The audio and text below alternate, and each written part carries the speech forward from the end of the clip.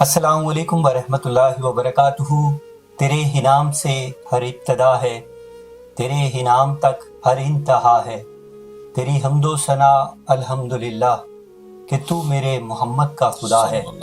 اور لاکھوں درود و سلام حضور سرور کائنات، مغفر موجودات، زینت بزم کائنات، دستگیر جہاں، غم گسار زماں، سید سروراں، حامی بے کساں، قائد المرسلین، خاتم النبیین، خاتم المعصومین، احمد مجتبیٰ جناب محمد مصطفیٰ صلی اللہ علیہ وسلم کی بارگاہ کے اندر درود و سلام کا نذرانہ پیش کرنے کے بعد ہمارے ساتھ آج بڑی ہی عظیم روحانی شخصیت عالمی مبلغ اسلام مفتی محمد عباس رضوی صاحب وہ یہاں پر موجود ہیں، جن سے ہم بات کریں گے خاص طور پر ربیع النور، عیدوں کی عید جسے کہا جاتا ہے، جس کے صدقے یہ کائنات سجائی گئی، جس ہستی کی آمد سے سب کچھ ہمیں عطا کیا گیا رب تعالیٰ سے، اور رب تعالیٰ نے حکم فرما دیا کہ ان کی اتباع کے اندر، ان کے اطاعت کے اندر ہی دنیا اور آخرت کی کامیابی ہے۔ تو اس ہستی کا میلاد کیوں منایا جاتا ہے، اس حوالے سے، اور اہل سنت و جماعت کی کیا پہچان ہے حقیقی، اس حوالے سے بھی ہم ان سے استفادہ کرنے کی کوشش کریں گے۔ مفتی صاحب قبلہ، پہلے تو میں بڑا شکر گزار ہوں آپ کا قیمتی وقت دینے کا۔ تھوڑا سا ہمارے سننے دیکھنے والوں کو بتائیے گا کہ ہم میلاد کیوں مناتے ہیں۔ السلام علیکم ورحمۃ اللہ وبرکاتہ، نحمدہ ونصلی ونسلم علی رسولہ الکریم، اما بعد، فاعوذ باللہ من الشیطان الرجیم، بسم اللہ الرحمن الرحیم، قل بفضل اللہ وبرحمتہ فبذلک فلیفرحوا، وقال اللہ تبارک وتعالی فی مقام آخر، واما بنعمت ربک فحدث، صدق اللہ العلی العظیم۔ بہت مہربانی عرفان بھائی، اللہ جل مجدہ کریم کا شکر ہے کہ ہم اس ماہ مبارکہ میں ہیں، اور آپ کی یہ کرم نوازی، مہربانی ہے، ذرا نوازی ہے کہ آپ نے ہمیں یہ موقع دیا۔ تو عید میلاد النبی صلی اللہ تعالیٰ علیہ وسلم تو ہم اس لیے مناتے ہیں کہ ہم رب کا شکر ادا کر سکیں، آقا کریم صلی اللہ تعالیٰ علیہ وسلم کی بارگاہ میں ہدیہ تبریک پیش کر سکیں، چونکہ وہ ازل سے اب تک اور اب سے قیامت تک اور قیامت کے ماہ بعد بھی ہمیں یاد کرتے ہیں، کرتے رہیں گے، کرتے رہے تھے۔ اس لیے ہمارا حق بنتا ہے، یہ ایک دنیاوی اصول بھی ہے کہ بھئی جو جی کر کے بلائے اس کو جی کر کے بلائے، جو آپ پہ مہربانی کرے تم بھی ان کی اطاعت کرو۔ تو اس وجہ سے بھی ہم میلاد مناتے ہیں کہ ایک تو رب کریم کا حکم ہے کہ میرے فضل پہ، میری رحمت پہ وہ خوش ہو، تو خوشی کا نام ہی عید ہے۔ خام خواہ لوگوں نے یعنی ایک ضد میں آ کے دو عیدیں ہیں، تیسری کہاں سے آ گئی، یہ عجیب سی بات ہے۔ بھئی یہ کس نے کہا دو عیدیں ہیں؟ عید تو نبی کریم صلی اللہ علیہ وسلم نے فرمایا کہ الجمعہ تو عید للمسلمین، جمعہ بھی عید ہے مسلمانوں کی، ہر ہفتے بعد آتی ہے یہ عید، تو اس پہ اعتراض نہیں ہوتا۔ اس پہ کیوں اعتراض؟ اچھا چلے، دوسری بات یہ ہے کہ آپ کو اگر لفظ عید پہ کوئی مسئلہ ہے تو چلے آپ لفظ عید استعمال نہ کریں، ولادت مصطفیٰ استعمال کریں، مولود مصطفیٰ جیسے عرب لوگ کہتے ہیں، یا میلاد مصطفیٰ صلی اللہ علیہ وسلم، آپ جو چاہیں۔ آپ سیرت کیا تو کرتے ہی ہیں، لیکن دیکھیے سیرت سے پہلے صورت ہوتی ہے۔ کوئی بھی شخصیت آپ دیکھ لیں دنیا میں، دینی ہو دنیاوی ہو، سب سے پہلے ذکر ہوتا ہے کہ وہ پیدا کب ہوا، پھر ذکر ہوتا ہے وہ کہاں پیدا ہوا، پھر ذکر ہوتا ہے اس وقت اس جہاں وہ پیدا ہوا اس علاقے کے حالات کیسے تھے، مذہبی حالات کیسے تھے، اور دنیاوی حالات کیسے تھے، سیاسی حالات کیسے تھے، اقتصادی حالات کیسے تھے۔ یہ ساری چیزیں سیرت کے ساتھ منسلک ہیں۔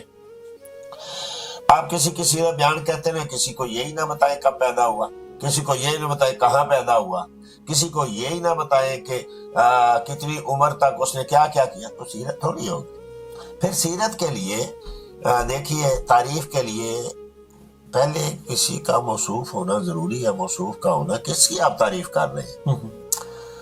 اس کی عمر کتنی تھی، اس کا قبیلہ کیسا تھا، اس کا رنگ ڈھنگ کیسا تھا، اس کا چلنا کیسا تھا، اس کا بیٹھنا کیسا تھا، اس کا بچپنا کیسا تھا، اس کا لڑکپن کیسا تھا، اس کی جوانی کیسی تھی، اس کا بڑھاپا کیسا تھا، وہ اپنے دوستوں میں کیسا تھا، اپنی بیویوں کے ساتھ کیسا تھا، بچوں کے ساتھ کیسا تھا.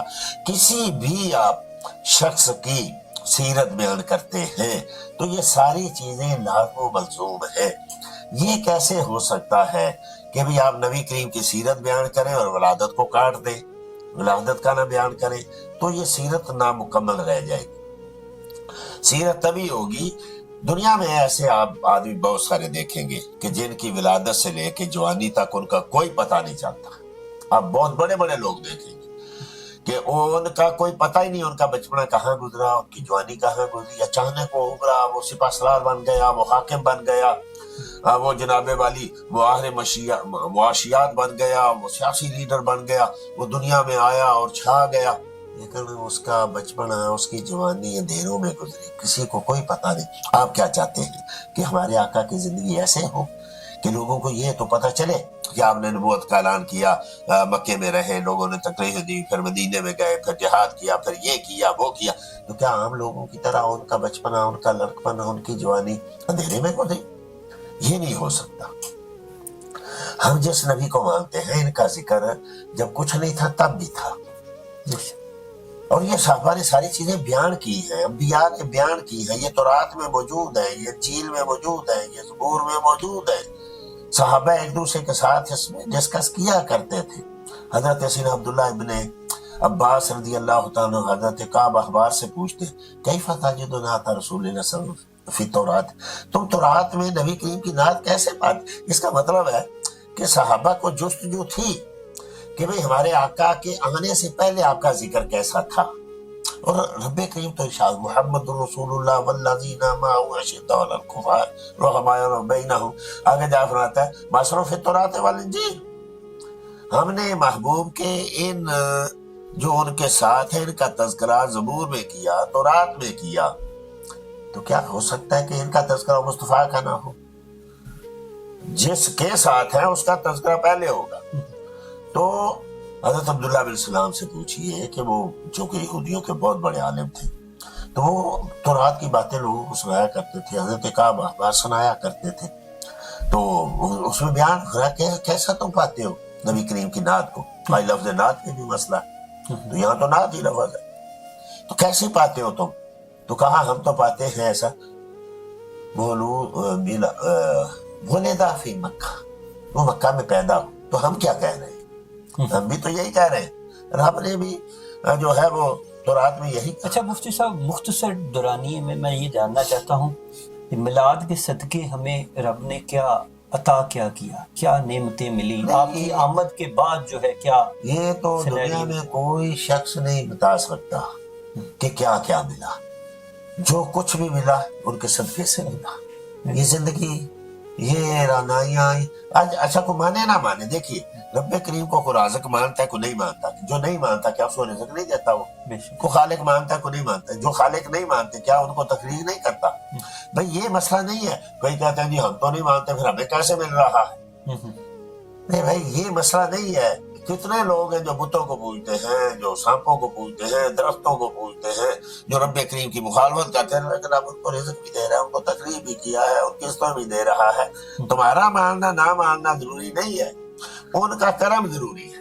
تو مصطفیٰ کریم کو جو مانتا ہے، جو نہیں مانتا، ساری کائنات میں واللہ یؤتی و انما انا قاسم، جو رب دیتا ہے وہ میں تقسیم کرتا ہوں.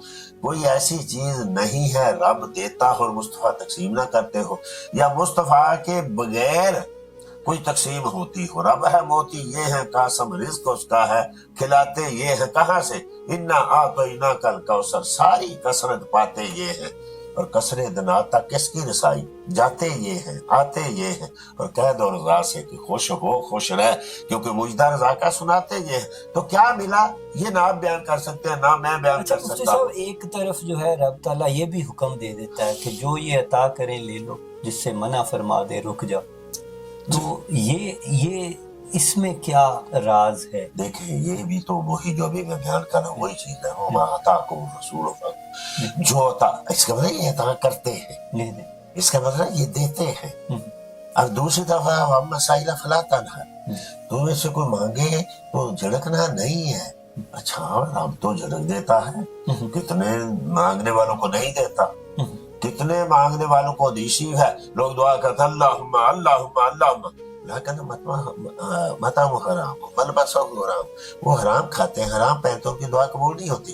یہ رب کہتا ہے میں کئیوں کو رد کرتا ہوں لیکن محبوب تو مجھے رد نہیں کرنا، کیونکہ مجھ پہ کوئی اعتراض کرے گا ابھی تو اس کا اثر مجھ تک تو پہنچے گا نہیں۔ میں نہیں چاہتا کہ تیری بارگاہ میں کوئی آئے تو نہ دے تو تجھ پہ اعتراض ہو، چونکہ نبی کریم صلی اللہ علیہ وسلم نے ارشاد فرمایا کہ رب نے اپنے سارے خزانوں کی چابیاں مجھے دے دی، تو رب کے خزانوں کے مالک یہ ہیں، تو جس کو چاہتے ہیں ابھی کوئی نہیں مانتا تو اس میں جھگڑے کی کیا ضرورت ہے، یا تم نہیں مانتے نہ مانو۔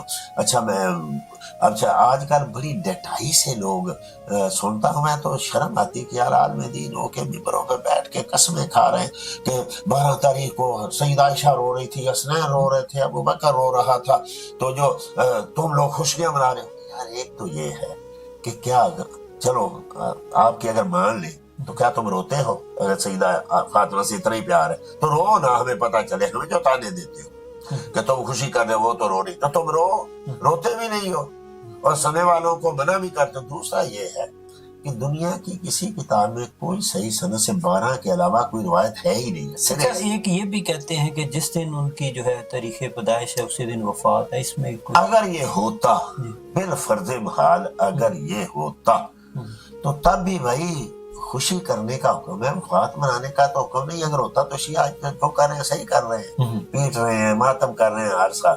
تو جہاں تک ماتم کا اس کا وفات کا حکم ہے وہ تو 3 دن کے بعد جو ہے وہ جو ہے افسوس جائز نہیں ہے۔ اچھا مفتی صاحب قبلہ جن کے صدقے رسول اللہ صلی اللہ علیہ وسلم، اب دوسری طرف یہ ہے کہ 12 کو وفات ثابت ہو ہی نہیں سکتی، نہ عقلی طور پہ، نہ علمی طور پہ، نہ سندی طور پہ، یہ ممکن ہی نہیں۔ کوئی آدمی یا تو صحیح سند سے روایت پیش کر دے کہ 12 کو پیر تھی اور پیر کے دن فوت ہوئے، یا کسی تاریخی والے سے بتا دے۔ یہ ساری کے ساری ہوائی باتیں ہیں، 12 کو آپ کی وفات نہیں۔ ٹھیک ہے۔ اچھا صحابہ کرام کو، اہل بیت کو شان و شوکت، مقام و مرتبہ رسول اللہ صلی اللہ علیہ وسلم کے صدقے ملا ہے، یہ اٹل ہے فیصلہ، کائنات کو ملا صحابہ تو نبی پاک صلی اللہ علیہ وسلم سے زیادہ ہم جو ہے اہل بیت کی شان اگر بیان کریں گے نہیں ہو نہیں سکتا نا۔ دیکھیے مسئلہ یہ ہے کہ جس کو جو کچھ بھی ملا ان کے در سے ملا۔ حسنین کریمین کو یہ شان کہاں سے ملی؟ مصطفیٰ کے انواع سے۔ سیدہ فاطمہ کو کہاں سے ملی؟ مصطفیٰ کی بیٹی ہے۔ ابو بکر صدیق کو کہاں سے ملی؟ مصطفیٰ کے غلام ہے۔ علی مرتضیٰ رضی اللہ تعالیٰ عنہ کو کہاں سے ملی؟ آقا کی غلامی سے۔ تو یہ تو ہو نہیں سکتا جس سے شانے میں اب ہم نبی کی شانے بیان کریں رب سے بڑھا دیں، یہ کیسے ہو سکتا ہے؟ کیونکہ دینے والا رب ہے۔ اب جو ملی مصطفیٰ نے آگے دی، تو اب کوئی کیسے کہہ سکتا ہے کہ نبی کریم کو شان سیدہ فاطمہ کے صدقے سے ملی ہے؟ اچھا میں یہاں یہ بھی آپ کرتے ہیں، ہم بھی حسنین کریمین کو کہتے ہیں نبی کے نواسے، اور ہم کہتے ہیں جد الحسن والحسین۔ شیعہ بھی کہتے ہیں جد الحسن والحسین، دونوں ایک ہی لیکن معنوں میں کتنا فرق ہے۔ ہم جد الحسن والحسین کہہ کے حسنین کی مین کی شان بیان کرتے ہیں، وہ جد الحسن والحسین کہہ کے نبی کریم کی شان بیان کرتے ہیں۔ کیا مطلب؟ وہ کہتے ہیں کہ نبی کریم حسنین کی مین کے نانا ہے اس لیے ان کو فضیلت ملی ہے۔ ہم کہتے ہیں نہیں، حسنین کی مین نبی کے نواسے اس لیے ان کو عزت ملی ہے۔ بظاہر لفظ دونوں ایک ہیں لیکن ایک معنی میں مفاہیم میں بڑا فرق ہے۔ نبی کریم کو ان کی وجہ سے عزت نہیں ملی، ان کو نبی کریم کی وجہ سے عزت ملی ہے۔ تو اس لیے یہ ممکن نہیں ہے کہ کوئی آدمی تعریف کرے اہل بیت کی اور نبی کریم سے بڑھا دے، یہ سوال ہی پیدا نہیں ہوتا۔ جو بھی کرے گا وہ اہل بیت کی بارگاہ سے ہی رد ہو جائے گا۔ نبی کریم کی بارگاہ تو بعد ہے۔ حقیقی میلاد کا پیغام کیا ہے؟ حقیقی میلاد کا پیغام تو یہی ہے کہ جو مصطفیٰ کریم لے کے آئے اس پہ عمل کیا جائے۔ ابھی آپ نے جیسے کہا ما آتاکم الرسول فخذوہ، جو میرا آقا کہتا جاتا ہے مانتے جائے۔ وہ ہاں نانو فنتا، اور جس سے منع کرتا ہے اس سے منع ہو جاؤ. جہاں مصطفیٰ نے کہا عاشق کے صادق وہی ہو سکتا ہے. میرے مصطفیٰ کہے کھڑے ہو جاؤ تو کھڑا ہو جائے، کہے بیٹھ جاؤ تو بیٹھ جائے، کہے چلو تو چلے جائے، کہا بولو تو بولے، کہا وہ خاموش ہو جاؤ. یہی پیغام کا، میلاد کا پیغام یہی ہے کہ بھئی مصطفیٰ کی سنتوں پہ عمل کیا جائے، مصطفیٰ کے دین کی محافظت کی جائے. میں ایک بات عرض کروں کہ ہر مصنف کو اپنی کتاب سے زیادہ محبت اولاد سے ہوتی ہے، کیونکہ اولاد 2 سال 10 سال 60 سال 100 سال بعد مر جائے گی، کتاب زندہ رہے گی. مصطفیٰ کو ساری کائنات سے زیادہ جو ہے وہ اپنے دین سے پیار ہے، دین بچانا ہے.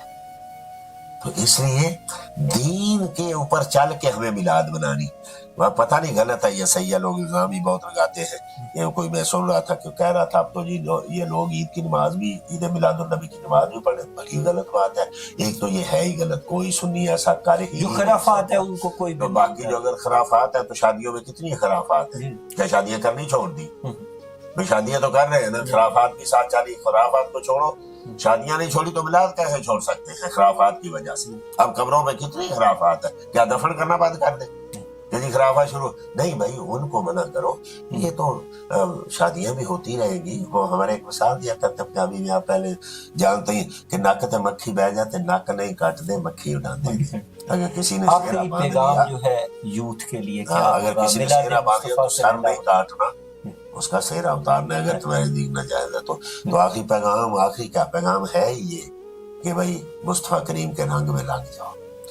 اے میلاد میں جو کچھ کرتے ہو یہ سارا سال دل میں بٹھائے رکھو. صرف بازاروں میں نکل کے نعرے مار کے لنگر بانٹ کے گھر چلے جانا، نمازیں چھوڑ دینا اور داڑیاں بناتے رہنا اور سنتوں کا مذاق، یہ نہ سنیت ہے نہ میلاد النبی ہے.